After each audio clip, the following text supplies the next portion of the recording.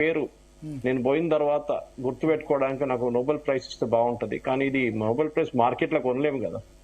ఏదో super market కి వెళ్ళి షెల్ఫ్ లో పెట్టుకున్న ప్రోడక్ట్ కాదు కదా, లేకుంటే బిడ్డింగ్ చేసి చేసుకున్న ప్రోడక్ట్ కాదు కదా, లేకుంటే ఏదో సినిమా అవార్డు ఇచ్చేటట్లు కాదు కదా. మన దగ్గర చాలా మటుకు సినిమా అవార్డులు ఇస్తారు. ఇన్ఫ్లుయెన్స్ ఉండదా? అమెరికా ఇన్ఫ్లుయెన్స్ ఏముండదా? లేదండి, అమెరికా ఇది IMF కాదు, వరల్డ్ బ్యాంక్ కాదండి ఇన్ఫ్లుయెన్స్ చేయడానికి. ఓకే, స్టాక్హోమ్ లో ఉన్న స్వీడిష్ కమిటీ వాళ్ళు చూసుకుంటారు.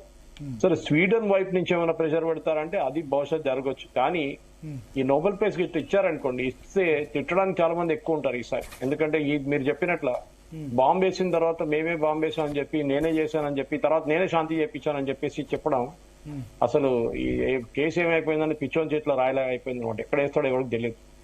ఆ ట్రంప్ సంగతి అదనమాట. సో నోబెల్ పీస్ ప్రైజ్ ఆయనకు అసలు అర్హత లేదు, అది రాకూడదు కూడా, ఇవ్వకూడదు. ఎందుకంటే నోబెల్ కమిటీ వాళ్ళ వాళ్ళ స్టాండర్డ్ పడిపోతుంది దీంతో, బహుశా ఆయనకి ఇస్తే. సో నేను నా పార్టీ అయితే నేను అనుకుంటలేదు, కానీ ఈ లోకంలో ఏమైనా జరగచ్చు. ఓవరాల్ గా యుద్ధంలో విజేత ఎవరు సార్, పరాజితులు ఎవరు?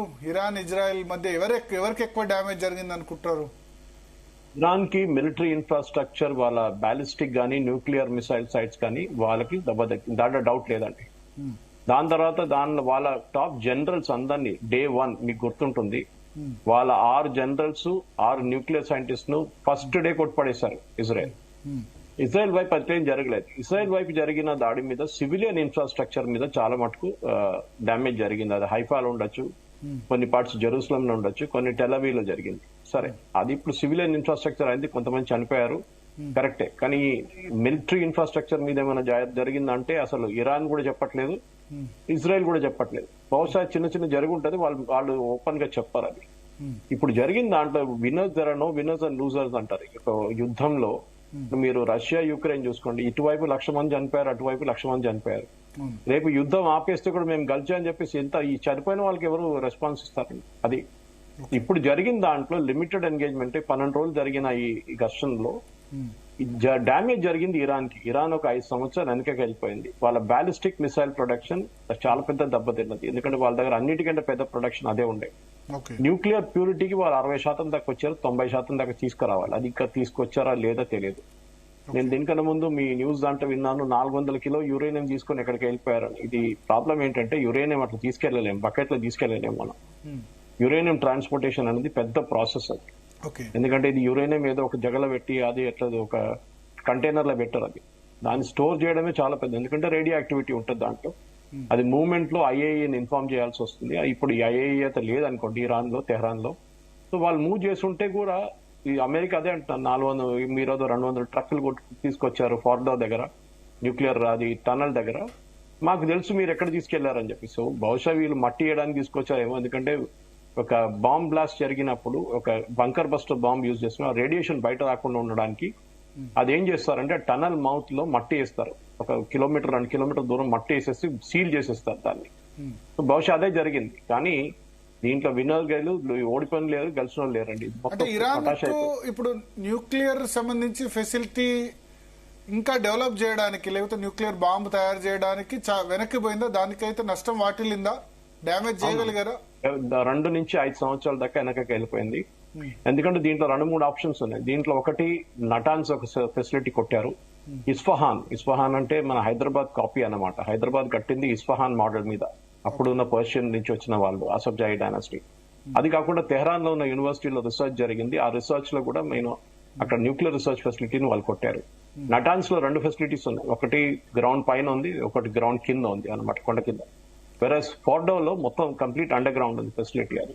సో కొట్టిన దానికి ఇప్పుడు సెంట్రిఫ్యూగ్స్ తీసుకోండి. సెంట్రిఫ్యూగ్స్ ఏమైతుందంటే సెంట్రిఫ్యూగ్స్ వీళ్ళు బయట నుంచి తెప్పించుకోవాల్సి వస్తుంది, ఎందుకంటే సెంట్రిఫ్యూగ్స్ ఇప్పుడు వాళ్ళకి దొరకట్లేదు బయట నుంచి, మొత్తం ఎంబార్గో పెట్టేశారు. ఇదంతా ముందు ఆల్మోస్ట్ ఒక 20 సంవత్సరాల ముందు తీసుకొస్తే సెంట్రిఫ్యూగ్స్ ప్యూరిఫికేషన్ కి 60% నుంచి 90% ఎలా అంటే వీళ్ళకి సెంట్రిఫ్యూగ్స్ ఇంకా కావాల్సి వస్తుంది. అది కూడా హై స్పీడ్ సెంట్రిఫ్యూగ్స్. అది డ్యామేజ్ అయింది అనుకోండి, అది మళ్ళీ పెద్ద ఇష్యూ. అది మళ్ళీ తెప్పించుకోవడానికి వీళ్ళ దగ్గర ఫెసిలిటీ ఉంటుందో లేదో. ఇంకోసారి వీళ్ళు తయారు చేస్తే కొట్టడంలో గ్యారంటీ ఏం లేదు కదా, కొట్టేస్తారు మళ్ళీ ఇజ్రాయెల్ వచ్చి. ఎందుకంటే మళ్ళీ మీరు ఎంబార్గో క్రాస్ చేశారు, మీరు Islamic nation with nuclear bomb అని చెప్తున్నారు. అటు పక్కన పాకిస్తాన్ కూడా ఉందనుకోండి, ఇస్లామిక్ నేషన్ వాళ్ళు కూడా అంటారు, వాళ్ళ దగ్గర న్యూక్లియర్ బాంబ్ ఉంది. సో భయం ఏంటంటే పాకిస్తాన్ న్యూక్లియర్ బాంబ్ తాళం చేయంతా లాక్ చేసేసి అమెరికా దగ్గర పెట్టుకున్నారు. ఇరాన్ కి అది వాళ్ళు చేయలేకపోతున్నారు. సో ఇరాన్ లో ఉన్న రెజీమ్ చేంజ్ ఒకటి ఇదే ఫస్ట్ మాట్లాడుతూ ట్రంప్ కూడా అన్నారు, మేము ఫస్ట్ రెజీమ్ చేంజ్ అన్నారు, తర్వాత నో రెజీమ్ చేంజ్ అన్నారు. అక్కడున్న రెజీమ్ చేంజ్, ఎందుకంటే ఇది మనం ఎప్పుడు చెప్తుంటే హమాస్, హూతీలు, హెజ్బుల్లా వీళ్ళు ముగ్గురిని కొట్టాలంటే వాళ్ళని కొట్టి ఫైదా లేదు. కొట్టేశారు, సరే ఆల్మోస్ట్ ఫినిష్ చేసేసారు. హమాస్ ఒక్కరే కొంచెం యాక్టివ్ ఉన్నారు ఇప్పుడు కూడా. డైలీ ఇవాళ ఇజ్రాయెల్ లో 6 మంది సైనికులు చనిపోయారు ఇవాళ. సో డైలీ వాళ్ళు 2-3 చనిపోతున్నారు అంటే అక్కడ ఏదో జరుగుతుంది. అట్ ద సేమ్ టైం హూతీలు అటాక్ చేయలేకపోతున్నారు. హమాస్, హెజ్బుల్లా అయితే కంప్లీట్లీ నసరుల్లా చంపిన తర్వాత వాళ్ళకి అసలు వాళ్ళ మిసైల్ ఫెసిలిటీ మొత్తం గ్రౌండ్ ఫోర్సెస్ కొట్టిన తర్వాత ఇజ్రాయలీ గ్రౌండ్ ఫోర్సెస్ వాళ్ళకి అసలు కెపాసిటీ లేదు. వాళ్ళకి ఉన్న కెపాసిటీ ఇరాన్ దగ్గరే ఉంది, దానికోసం వాళ్ళు దిగారు అన్నమాట. సో వాళ్ళని కొట్టినప్పుడు ఏమైతుందంటే వాళ్ళ దగ్గర నుంచి వీళ్ళకి వెళ్లే వెపన్స్ అంతా మొత్తం ఆగిపోయింది. అది హెజ్బుల్లా ఉండొచ్చు. మీరు చూడండి ఇజ్రాయెల్ మీద హెజ్బుల్లా వైపు నుంచో హమాస్ వైపు నుంచో ఏదైనా మిసైల్ దాడులు జరిగిందో చూడండి, లాస్ట్ 10 రోజులు జరగలేదు. అక్కడెక్కడ చిన్న చేశారు కానీ మేజర్ ఏం జరగలేదు. ఎందుకంటే మొత్తం మిసైల్ సైట్స్ కంప్లీట్ డిస్ట్రాయ్ చేసేసారు కంప్లీట్. అది హమాస్ ఉండండి, హుతీస్ ఉండండి, హెజ్బుల్లా. ఇరాన్ ఫండ్ చేసి ఈ 3 ఆర్గనైజేషన్. ఎందుకంటే ఇస్లామిక్ వరల్డ్ లో కూడా మనందరికి తెలుసు షియా వర్సెస్ సున్నీ కొట్లాటాయి. ఇరాన్ ఏమో షియా నేషన్, వాళ్ళకి సౌదీ అరేబియాతో పడదు, వాళ్ళకి బహ్రెయిన్ తో పడదు, వాళ్ళకి ఖతార్ తో పడదు. ఇట్లాంటి పరిస్థితుల్లో వాళ్ళు షియా సున్నీ బ్యాటిల్లో వాళ్ళ సహాయం కోసం ఎవరు రారు. ఇరాన్ కు ఉన్న ఇప్పుడు జరిగిన నష్టం ఒక 5-10 సంవత్సరాలు ఇరాన్ వెనకకి వెళ్ళిపోయింది. కానీ వాళ్ళ దగ్గర ఆయిల్ ఉంది. ఇప్పుడు వాళ్ళు క్రూడ్ ఆయిల్ అమ్ముకోవచ్చు అని చెప్పి అమెరికా పర్మిషన్ ఇచ్చారు. దీనికన్నా ముందు దాని మీద ఒక ఎంబార్గో ఉంది. ఇప్పుడు చైనాకి అమ్ముతున్నారంట ఫస్ట్, సో దాని తర్వాత రష్యాకి అమ్ముతారు వాళ్ళ ఆయిల్. సో ఈ ఆయిల్ సెల్లింగ్ లోనే మనం మేజర్ ఇప్పుడు ఇరాన్ కి రెవెన్యూ రాబోతుంది. కానీ దీనికన్నా ముందు అది ఒక ఎస్క్రో అకౌంట్ లో వేసి ఆ ఎస్క్రో అకౌంట్ నుంచి ఆపరేట్ చేయొచ్చు అని చెప్పి ఒక రూల్ పెట్టారు. ఇప్పుడు ఆ రూల్ లేదు. చూడాలి ఏం జరుగుతుందని వచ్చే 10 రోజులు 15 రోజులు. ఎందుకంటే ట్రంప్ ఇప్పుడు లేటెస్ట్ ఇంటెలిజెన్స్ అనాలిసిస్ యుఎస్ నుంచి వచ్చిన లీక్ అయింది. అది CNN లో కానీ మిగతా పబ్లికేషన్స్ లో వచ్చింది, న్యూయార్క్ టైమ్స్ లో.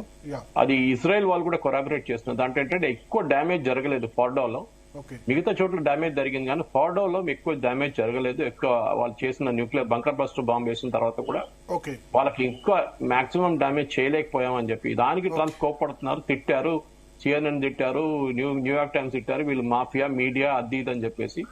కానీ నిజం ఏదో ఒక రోజు బయటకు వస్తుంది. ఎందుకంటే మీరు లిమిటెడ్ స్ట్రైక్ చేసి ఇరాన్ ని కొట్టలేరు.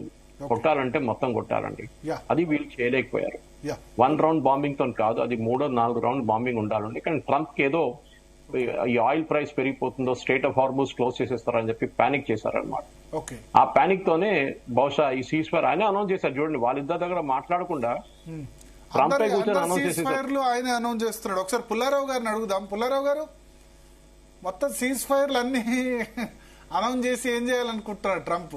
ఇండియా పాకిస్తాన్ ముందు ఆయన అనౌన్స్ చేశారు, ఇక్కడ కూడా ఆయన అనౌన్స్ చేశారు.